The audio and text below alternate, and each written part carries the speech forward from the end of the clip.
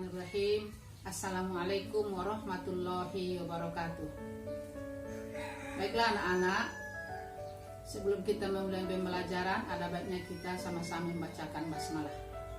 Bismillahirrahmanirrahim. Apa kabar anak-anak?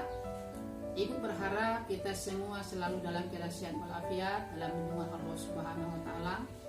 Meski sekarang pembelajaran kita adalah daring atau melalui learning, untuk memenuhi pembelajaran ini tentu kita belajar jarak jauh. Baiklah anak-anak, kali ini kita akan membahas tentang kurban akikah, dan untuk materi A adalah penyembelihan binatang. Penyembelihan binatang adalah memutus jalan makan, minum, nafas dan nadi pada leher binatang. Disembelih dengan menggunakan pisau, pedang, atau alat tajam lain sesuai dengan ketentuan syarat. Adapun tata cara penyembelihan binatang ada dua macam. Pertama, penyembelihan secara tradisional. Penyembelihan secara tradisional adalah menyembelih binatang dengan secara turun-menurun. Itu yang dilakukan oleh orang tua kita dari zaman dahulu. Itu pengertian penyembelihan tradisional. Adapun tata cara menyembelih secara tradisional, yang pertama, mempersiapkan alat penyembelih. Alat penyembelih itu diantaranya bisa ada pisau, kemudian menyiapkan lubang, menyiapkan alat-alat yang lain seperti cangkul untuk menggali tanah untuk penampungan darah. Adapun tata cara yang kedua adalah menyiapkan lubang penampungan darah. Sedangkan yang ketiga adalah binatang yang akan disembelih dibaringkan menghadap kiblat, lambung kiri ke barat. Keempat, leher binatang yang akan disembelih diletakkan di atas lubang penampungan darah. Kelima, kaki hewan yang akan disembelih dipegang kuat-kuat atau diikat. Keenam, mengucap basmalah, leher binatang disembelih dengan alat penyembelih sehingga memutuskan jalan makan, minum, napas, dan nadi pada leher sebelah kiri dan kanan binatang. Yang kedua, tata cara penyembelihan secara mekanik. Mekanik artinya menggunakan alat yang sudah modern.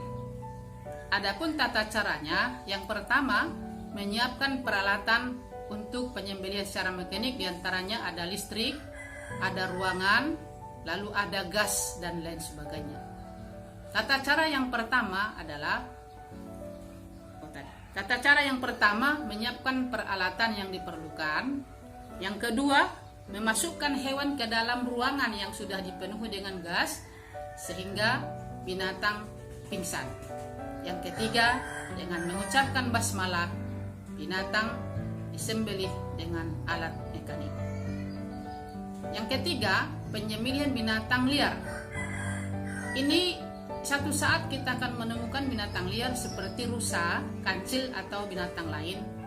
Ini boleh kita makan dengan tata cara penyembelihan yang tidak sama dengan tradisional dan mekanik. Adapun binatang liar disembelih dengan cara melukai pada bagian mana saja dengan cara yang disengaja dan mengucapkan basmalah ketika melepaskan alat penyembelih yang mengenai pada bagian tubuh di mana saja. Inilah tiga macam tata cara penyembelihan binatang. 2. Syarat binatang yang akan disembelih ada dua macam. Yang pertama, binatang yang akan disembelih masih dalam keadaan hidup. Yang kedua, binatang itu halal dimakan. C. Syarat alat untuk menyembelih binatang. Yang pertama, alat itu tajam. Kedua, tidak tumpul dan tidak runcing. 3. Terbuat dari besi, baja, bambu, batu, atau kaca. Yang keempat, bukan gigi, tulang dan kuku adalah benda yang tidak diperbolehkan untuk penyembelih karena gigi bagian dari tulang. Sedangkan kuku dilarang menggunakan untuk alat penyembelih karena kuku adalah merupakan senjata suku Habsyi. D. Syarat orang yang menyembelih. Orang yang menyembelih binatang, syaratnya yang pertama beragama Islam. Yang kedua, menyebut nama Allah dengan dalil dalam Al-Quran pada surah Al-An'am ayat 121. La ta'kulu mimma lam yuzkarismullahi alaih wa innahu lafiskun. Janganlah kamu memakan binatang yang tidak disebut nama Allah ketika menyembelih, karena itu adalah perbuatan fasik. Yang ketiga, berakal sehat. Keempat, sudah mumayyiz. Mumayyiz artinya anak yang belum akil balik tetapi sudah bisa membedakan baik dan buruk, halal dan haram. Demikianlah anak-anak pembelajaran kita pada pagi hari ini. Semoga anak-anak ibu semua bisa menyerap, menghafalnya, sehingga poin-poin tersebut tadi betul-betul bisa dikuasai. Mari kita akhiri dengan membacakan hamdalah. Alhamdulillahirabbil alamin. Wassalamualaikum warahmatullahi wabarakatuh.